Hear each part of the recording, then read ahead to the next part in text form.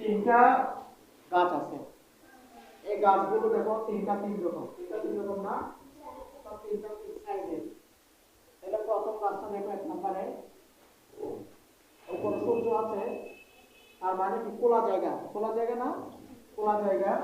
তাহলে সূর্যের আলো পাইছে, বাতাসও পাচ্ছে, কিন্তু পাইনে শুধু কি পানি। কি পাই নাই? পানি না পাওয়ার কারণে গাছটা বড় হতে পারে না, ছোট হয়ে গেছে। বুঝছো? গাছ তিনটা কিন্তু একই গাছ। এটা সূর্যের আলো পাইছে, বাতাসও পাচ্ছে, কিন্তু পানি না পাওয়ার কারণে কি হয়েছে? গাছটা বড় হয় নাই। দ্বিতীয় গাছটা দেখো, সূর্যের আলো পাইছে, বাতাসও, পানি পাওয়ার কারণে দেখো অনেক বড় হয়ে গেছে, তাজা হয়ে গেছে, পাতাগুলো বড় বড়। দেখছো? এটা তাজা না? এরপর তিন নাম্বার ছবিতে দেখো, এটা এটা মনে করো একটা কাঁচ, কাঁচের একটা বক্স। বুঝছো?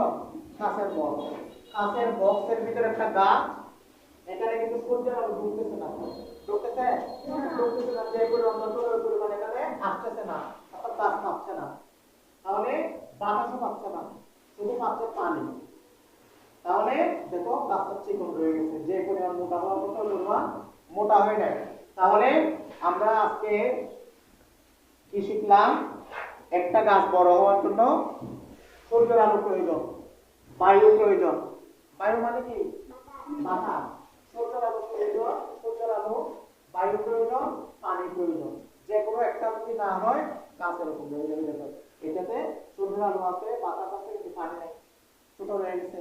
এটা সব পাইছে, পানিও পাইছে, বাতাসও পাইছে, সূর্যের আলো পাইছে, তাই এটা বড় হয়েছে।